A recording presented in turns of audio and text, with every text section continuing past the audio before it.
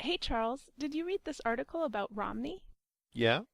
It says that as governor of Massachusetts, he supported abortion and gun control, along with a requirement that everyone should buy health insurance. That's completely different from his current positions. I'd still rather vote for Romney than Obama. Really?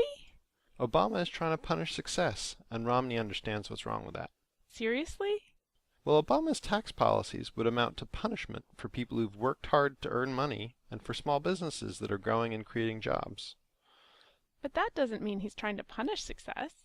I could just as easily say that Romney wants to punish people for getting old because he wants to replace Medicare with vouchers. Well, that's nonsense. But Obama's always trying to raise taxes on successful people and businesses. People in the highest tax bracket already have to pay a higher rate than anyone else. It's not fair. You may see it that way, but I don't think anyone is trying to punish success. Obama's tax policies are based on economics. Sounds more like socialism than economics to me. Well, whatever it sounds like to you, the economics start with the fact that the more money you have, the less you value each additional dollar. That doesn't make sense. A dollar is the same as any other dollar. Well, sure, every dollar buys the same amount of stuff, no matter who it belongs to. But would you expect Bill Gates or Warren Buffett to get excited if they were walking down the road and found a 20? Well, maybe they'd think it was good luck. But would they appreciate the money? Would it actually matter to them that they had an additional $20? Not really. How about if a kid who's working their way through college finds the same 20? I see your point. Not everyone needs another 20 equally.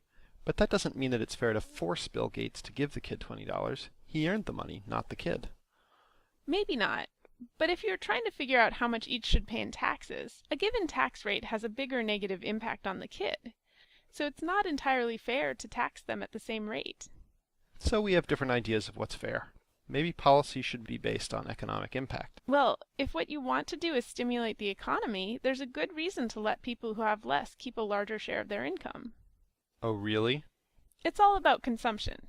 If we want our economy to be healthy, we need consumers to be spending money, right? Of course. But in a recession, a lot of people don't have enough money, so they don't spend much, and things stagnate. So cut taxes, and you give consumers more to spend, and that stimulates the economy. That's the idea. Great. Problem solved. But whose taxes do you cut in order to generate the biggest impact? Everyone's. Remember, you need to balance the budget and you want to stimulate the economy as much as possible at the same time. Well, the tax cuts will stimulate the economy, and we can balance the budget by cutting spending evenly across the board. Does that include Social Security and Medicare? Of course. Entitlements are a big part of the overblown budget. Okay, let me tell you how your plan could be bad for the economy. Good luck with that.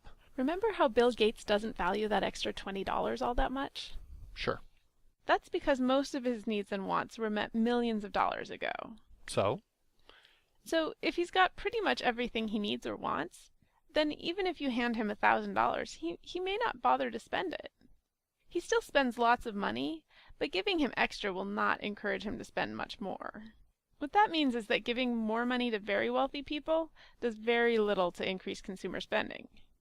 Meanwhile, the people at the other end of the spectrum tend to spend most of their income, so if you take money from them, you are likely to have a negative impact on consumer spending. I didn't say we should take money away from poor people. I want to cut everyone's taxes. You said we should cut entitlements like Social Security and Medicare, right?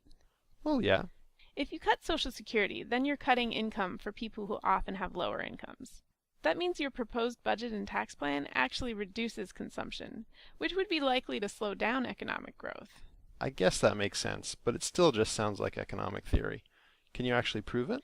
Well, there is plenty of data to back this up. For one thing, the Consumer Expenditure Survey shows that as income rises, the percentage of income spent on consumption decreases. That just proves that people with lower incomes consume a larger share of their income. It doesn't show how it really impacts the economy as a whole.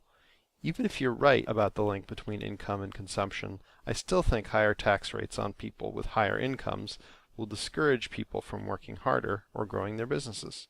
So even if your ideas increase consumer spending, they could still damage the economy.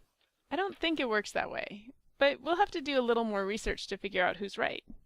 Unfortunately, I've got to get to work now. Okay, see you later. Bye!